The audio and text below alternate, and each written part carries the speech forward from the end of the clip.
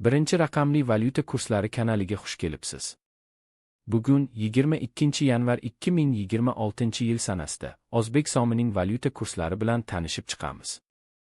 AQSh dollari 48 so'm 78 tiyinga oshdi.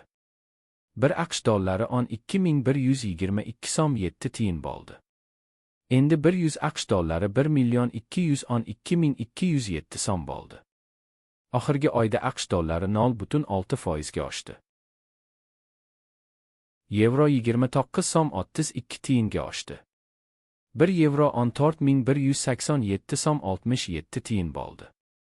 Endi 100 yevro 1.418.767 so'm bo'ldi. Oxirgi oyda yevro 0.2% ga tushdi. Rossiya rubli 1 so'm 23 tiyinga oshdi.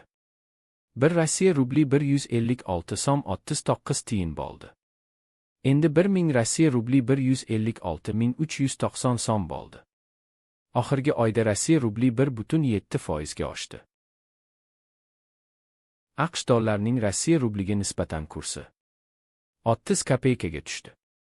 1 AQSh dollari 77 Rossiya rubli 51 kopeyka bo'ldi. Endi 100 AQSh dollari 7751 Rossiya rubli 18 kopeyka bo'ldi. Oxirgi oyda AQSh dollarining Rossiya rubliga nisbatan kursi 1.1% ga tushdi. Ertaga yangi kurslar bilan uchrashguncha like bosib obuna bo'lishni unutmang.